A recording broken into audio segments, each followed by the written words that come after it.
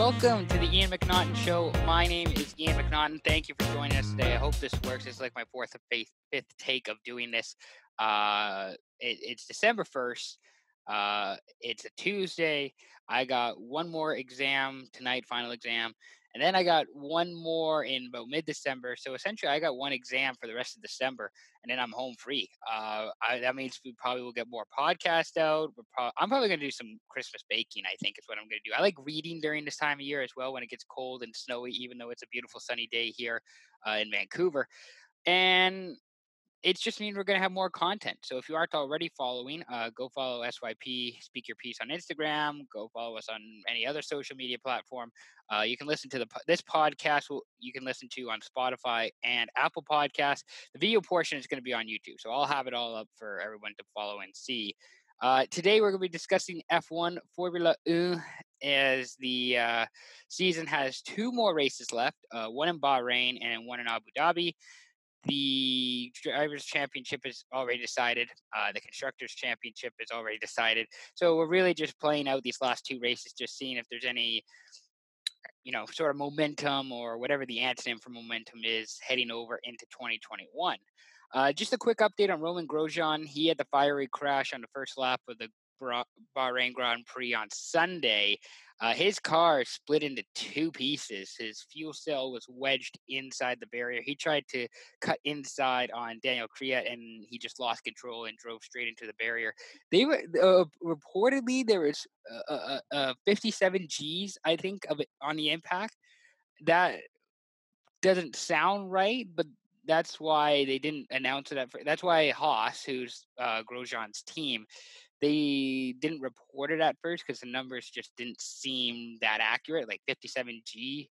Yeah, so it seems like a lot more than what it really was. But nevertheless, it's great to see that Grosjean's doing better and that he's okay. I think he's going to be out of the hospital either Wednesday or Thursday. I'm recording this Tuesday afternoon here in Vancouver, but we'll see. Hopefully he's out of the hospital in the next couple of days. He will not be racing this weekend, of course, as he's just kind of recovering and getting back to normal after Sunday.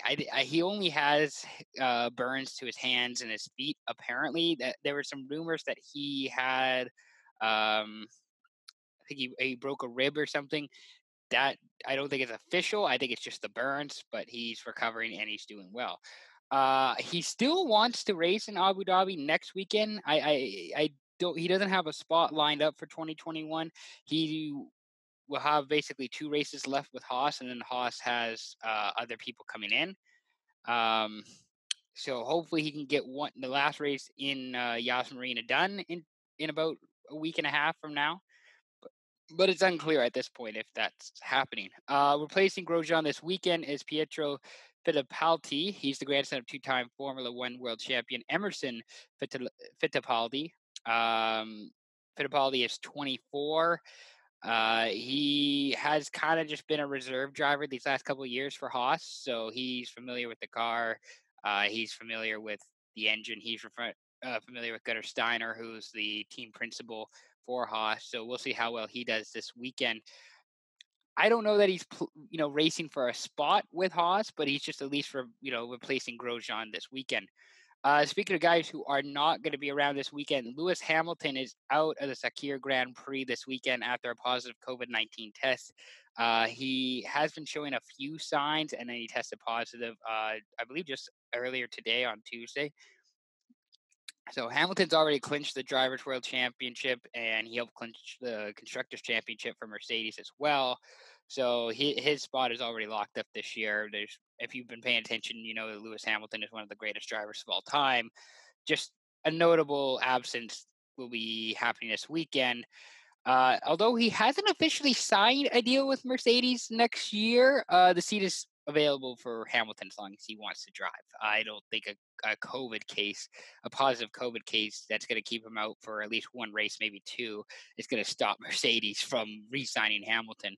There's nothing performance-based either that will be stopping him. He's won 7 consecutive championships. Like he's just the man. He's the machine, the man, the machine, the legend, everything you want to say about Lewis Hamilton, you can't say because that dude is a legend. Too bad that we won't be seeing him this weekend, but it might mean that we see a more competitive race because Lewis Hamilton has been dominant in about 98% of races this year. So, reportedly replacing Lewis Hamilton, they're trying to get Williams driver George Russell on a kind of a loan basis to race for Mercedes. Williams is kind of a sister cousin. Like Mercedes is like the parent organization to Williams, I should say. So they both use the same engines.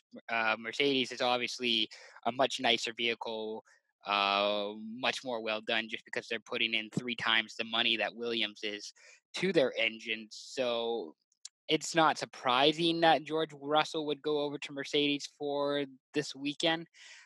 It'd be kind of cool to see actually, because I really love George Russell. He's probably one of my favorite, anyways. F1 drivers. I love George Russell. I hope he gets the opportunity to race in Mercedes. I think he will at some point, whether that's 2, 3, 4 years down the road. Russell will be racing for Mercedes, but this weekend could be the start of something similar to that.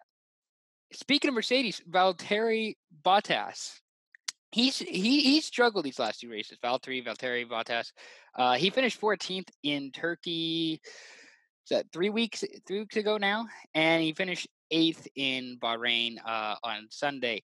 Yeah, he was dealing with some front wing damage and some steering damage in Turkey, particularly on the first lap. He spun out and they made contact, I think, with Charles Leclerc. So he spun. They didn't get knocked out of the race, but they definitely were behind for the rest of it. It was not the same after the first lap. And it was such a difficult track, such a difficult race to begin with, considering the weather and the track resurfacing. So it was not going to be an easy race anyways. And then just the first lap collision did not help either. In Bahrain, Bottas, he struggled in the initial start. I think he dropped maybe 4 places. I think Verstappen passed him, Ricardo passed him, Albon passed him, and Sergio Perez passed him. Like, he got passed by 4 different guys on the opening lap. And then he got a puncture on his tire on the second yellow flag. So after the Grosjean crash, when Lance Stroll flipped on that yellow flag, he got a tire puncture, forcing him to go pit for hard tires, and it dropped him from 4th to 16th. But he had a fresh set of hard tires, which helped a bit in getting some placement back. He would work his way back up to 8th, but he didn't get any higher than that. So he's already signed with Mercedes next year, so it's not an issue of him trying to get his contract. It's just a matter of him trying to have some momentum heading into next year. That's really all it is. The other thing that'll be interesting with Bottas in at least this next race, possibly 2 races, is that he will be the main man if Lewis Hamilton is unable to go.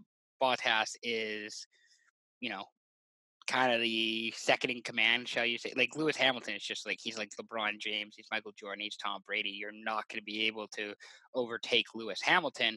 So while he's out, maybe Bottas can take control, take the lead, and perform well. I don't know if he's going to get some first place finish. He's got the best car. So we'll see.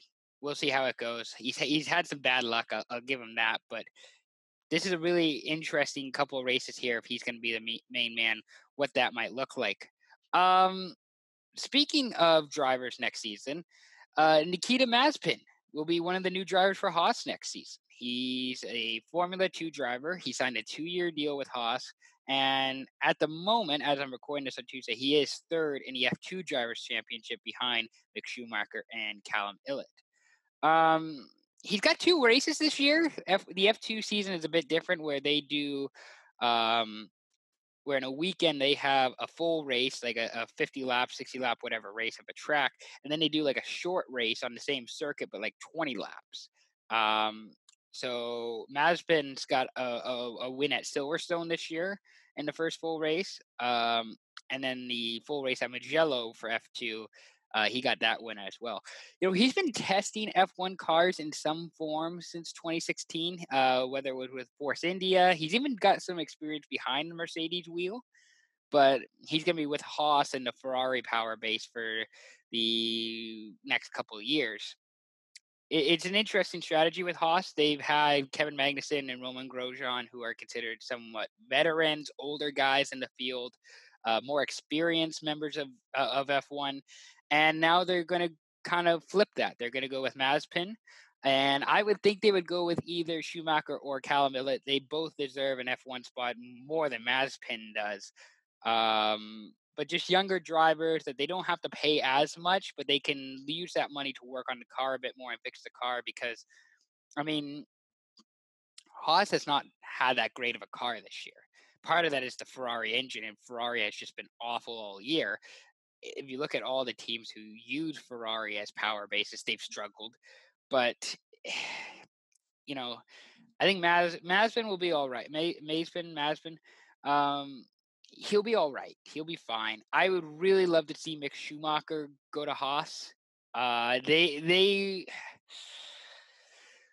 has got some issues. I like Gunnar Steiner too, but Haas has some issues of just trying to make sure their car is competitive. And I don't think they want to be a back marker team. But they're definitely. I would say they're behind Alpha. They're behind Ferrari. So we'll see if anything different happens next year, if there's any different results going with the younger guys.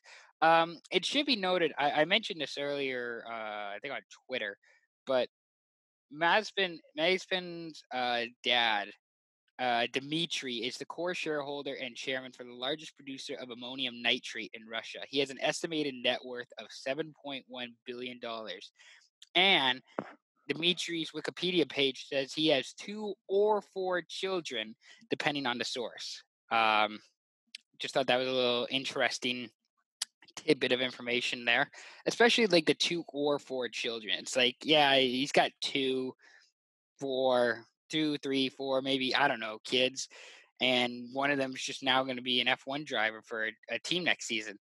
If you look at Nikita Mazepin, and I'm going to say it's Mazepin because it's got the M-A-Z-E. Mazepin. If you look at Mazepin, he does not look like he was born in 1999. He is 21 years old, like myself. He does not look like he's born in 1999. He looks like he's in his late 40s, and he could tell me stories about the former Soviet Union. Like, that dude is definitely not 21. He's definitely not born in 1999. I'll see if I can show a picture of him later. Actually, I might make it the thumbnail on the YouTube page. So that's an interesting kind of signing from Haas. My prediction for Haas, I would think, would be either Mick Schumacher or Callum Ilott, one of those two guys. Other news and notes: tough luck for Sergio Perez. He had back-to-back podiums lined up, except he had an engine failure with 3 laps to go, and he was done. So that's really too bad to see because he's been working his tail off these last few races, and he does not even have a seat for next year. Sergio Perez he's obviously not Lewis Hamilton great, but he's been one of the better drivers these last few weeks, and Perez deserves to be with somebody. I don't know what other, I don't know that he's going to get a Red Bull spot. I don't. He maybe he goes to AlphaTauri. I don't know. It's just too bad that Perez is performing so well with no seats lined up yet for next year, because Mercedes essentially have their 2 seats. Ferrari have their 2 seats. Renault has their 2 seats. Renault is Alpine, I guess, but the Aston Martin, which is Racing Point Aston Martin, which is what it's going to be. Aston Martin Racing Point is what it's going to be next year. They've already got their 2 drivers, so essentially Perez is going to be taking a lesser role, which is really too bad because he deserves better, and he's been racing really well these last few weeks. Just some other notes. I like the direction that the Red Bulls are heading in with Verstappen and Albon. I thought they were going to perform, but they had some damage, I should say, in Turkey. But I thought they were going to, maybe get a podium, and it just didn't work out in Turkey. I don't know if I've been critical or harsh on Albon. I love his driving style. I don't know that he's really the guy that you want as the second guy with Red Bull. Maybe because he fits well with Verstappen, because Verstappen is obviously the big honcho at Red Bull. So having Albon as your second isn't the worst idea. I would love to see an AlphaTauri with Gasly and Albon. I think that would just be like chef's kiss, beautiful. But yeah, we'll see if Albon gets that other spot. I can't imagine that Red Bull at this point is going to change over Albon for Hulkenberg or Perez, but you never know. Stranger things have happened. And that's the majority of the F1 news and notes, the big stuff that I am really wanting to get out. I hope you enjoy this. I don't usually talk about F1 a whole lot because I don't know if people have the interest, but I'm just doing this for myself. I'm doing it because I want to do it, and that's all that really matters to me. We'll see the F1 race about 6 a.m., I think, Vancouver time, Sunday. They're going to be doing the outer circuit in Bahrain. So Bahrain is actually a really beautiful track. It's set up wonderfully. It's just too bad it's in the middle of nowhere in Bahrain. But the outer circuit, it's kind of like a trioval a little bit. It's like the closest thing we're going to see to a NASCAR track, but not really a NASCAR track. So that's going to be really interesting to see how that goes. I think the Ferraris are going to struggle mightily with that. Just in terms of having the engine power, but we'll see. Who knows? If I had to give a prediction as to who's gonna win, I'm gonna say it's Max Verstappen. Although George Russell in a Mercedes does intrigue me, and I think he'll get a podium if he's racing for Mercedes this weekend. But yeah, we'll see, and then we'll see about Abu Dhabi in 2 weeks from now. So thank you very much for listening, everybody. I hope you enjoyed the podcast. We're going to have some more SYP content coming out in these next few days, probably even some more Ian McNaughton shows now that there's enough sports content to go back with. So thanks again for listening. Peace out.